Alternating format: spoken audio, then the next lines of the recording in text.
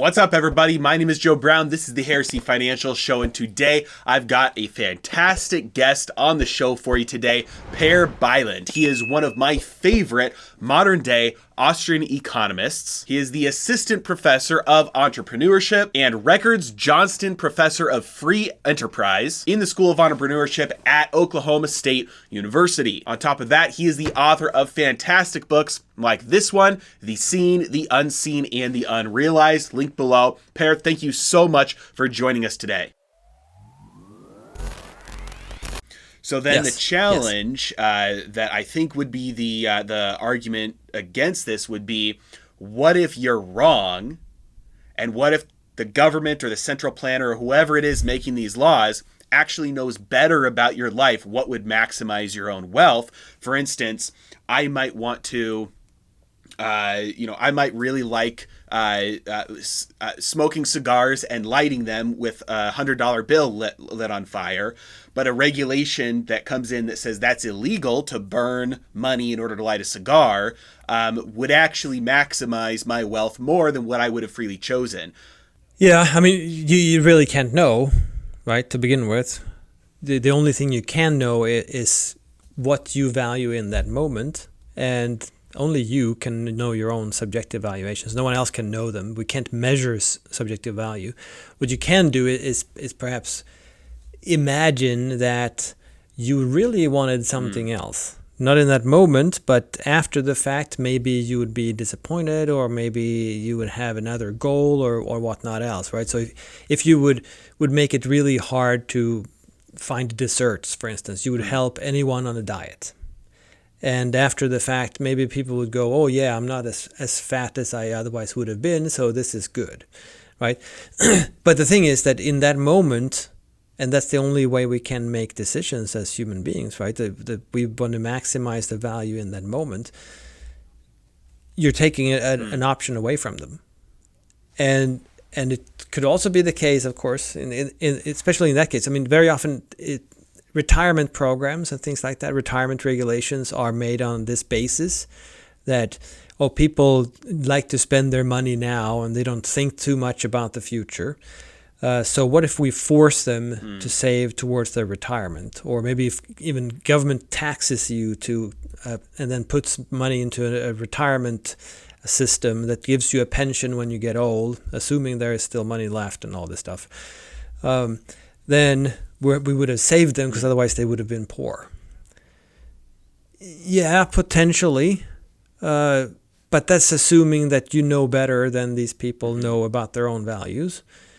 And very often it might be the case that they actually do value the present more highly than the future. And the future is always uncertain too. I mean, it could very well be that, you have money in your retirement savings account that the government forced you to put in there instead of enjoying life now, but you're dead in 5 years. Well, then you're not maximizing your value. There's no way you can. I mean, even if we would assume that the government knows better than you about your own valuations, which is just preposterous in itself, but even if we would grant that, the future is still uncertain.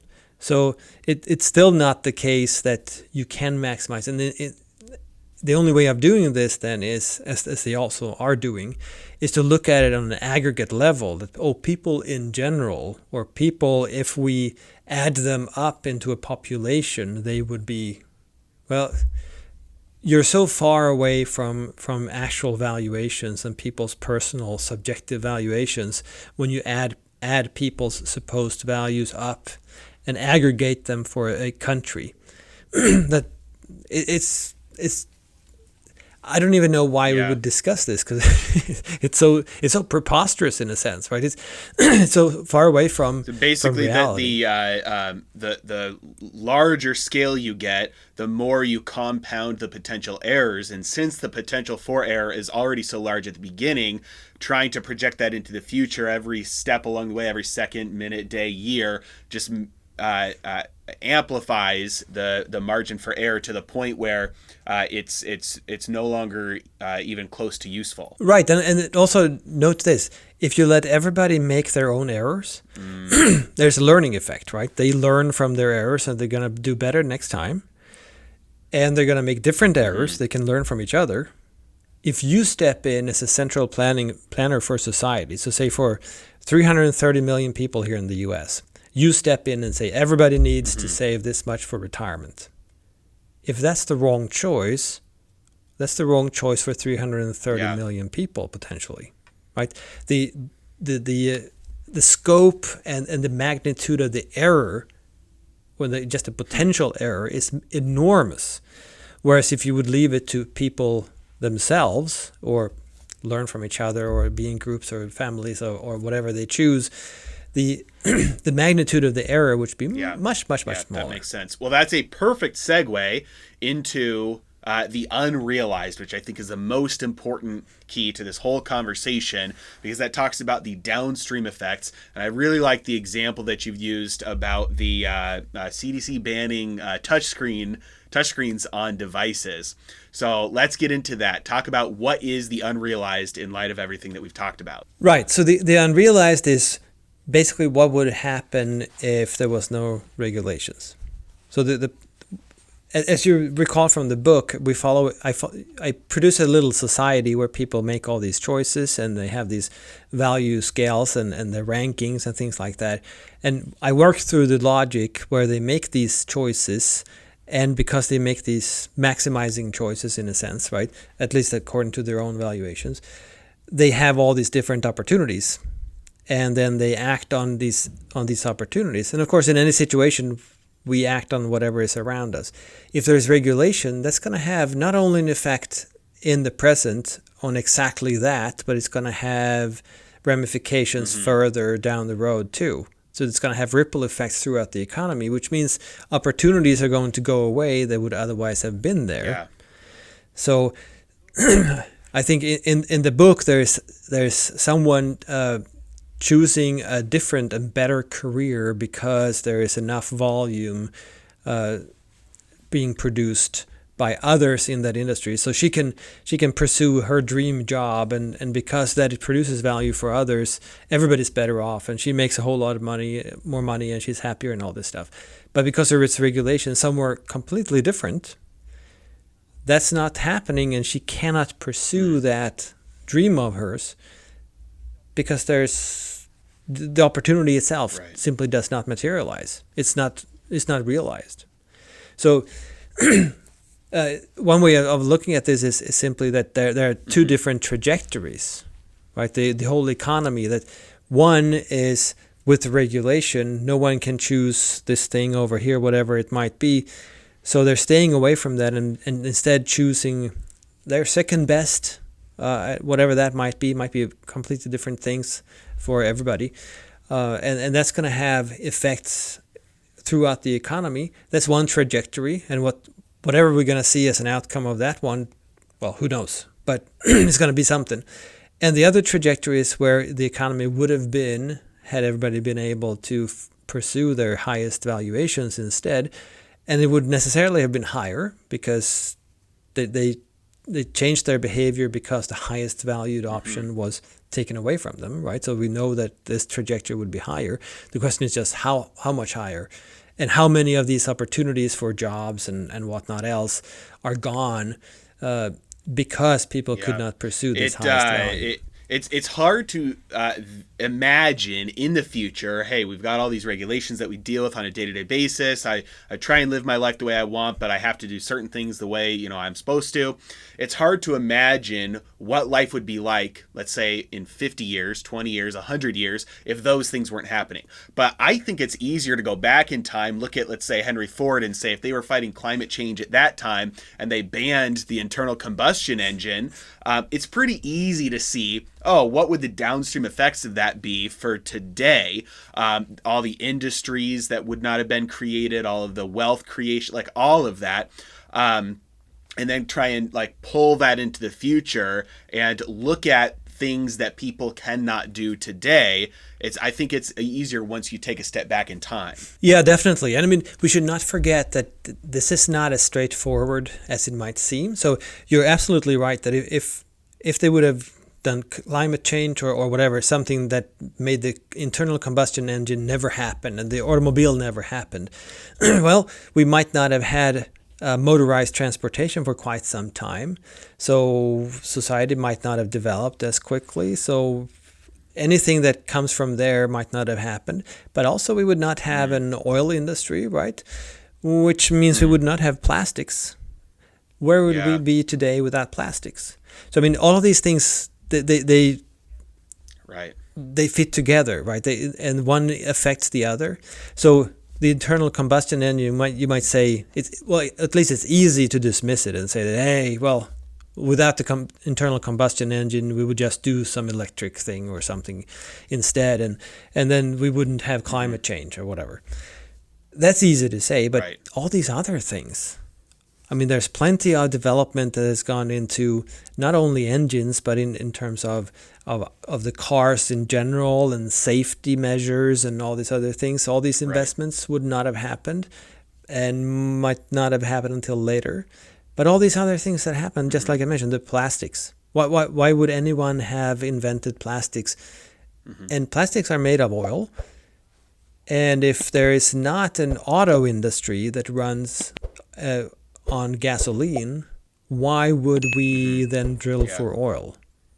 Probably we wouldn't, which means that anything made out of oil or anything that we can use oil for today would not happen.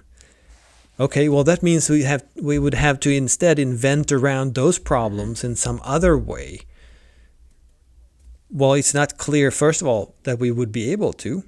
Maybe we couldn't, so we would still suffer from all these things. I mean, one thing plastics, people don't like plastics either, right?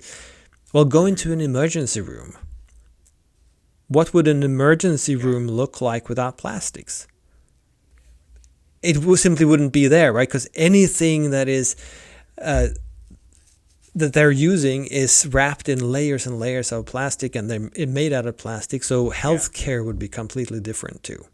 So imagine if you would use needles and they would all be metal. They would need to be bigger to begin with. They might break. You would have to boil them between patients and whatever else. I mean, I have no clue what it would look like, of course. But all of these things, it's enormous. The ramifications of these things are enormous, even if the regulation seems like it's just a minor thing. The cost is pretty low, but if you look at the unrealized, you realize that oh my goodness, this is such a huge cost on society forever into the future, pretty much, that it's Is it worth it? I mean, we should be really careful before we impose any regulation. The way that I like to visualize it is taking a river and putting a dam on that river and looking at, miles and miles down the road, how the different ecosystems are changed and where the water ends up going and how everything completely changes. It's like if you look at one person's order of values, their list that they're pursuing, the top one's not available, so they go to the second one. That might not be a big change in the moment, might not have a huge impact, but the downstream effects of that and everything that impacts along the way are absolutely or potentially very, very large. And so we need to be very careful about the butterflies that we step on today, or should I say the butterflies that the government tells us to step on today because of the hurricanes that might cause in the future. Yeah, exactly. And I mean, it's just like you said, the economy is an ecosystem, and anything can affect something else. And since we're dealing with a process, and unfortunately economists today, they're thinking of the economy as basically a static system, as an equilibrium system, which makes it a whole lot easier to analyze. The issue though is that there are no issues in the present only. But if you look at it over time, you realize that it's a process, and it's a process that is made out of a lot of other processes, and these processes are interdependent, and they build off of and feed each other. So if you start meddling with it, you're going to end up with a lot of unintended consequences. And I mean, the argument of the book is that the most costly of those unintended consequences are the ones that we can't even observe because they're simply unrealized. Well, this was fantastic. I really appreciate you spending the time here going through each of these issues, the seen, the unseen, what value is, what regulations are, and then how that impacts the downstream effects of that. Very valuable stuff. For anybody who wants more, I highly suggest reading The Seen, the Unseen, and the Unrealized. I'll have the link to the description below. And then also follow Per on Twitter. That's at PER, is it underscore? Or is it at, what's your Twitter handle? Just your name. Nope, PERBYLUND. And I will have that It's just a name. in the description below as well. Thank you so much for coming on today. All right. Thanks for having me. This was fun. If you like that, there is more where that came from. Go ahead and click on this thumbnail to watch the entire unedited interview, or go ahead and click on this thumbnail to watch another clip. As always, thanks so much.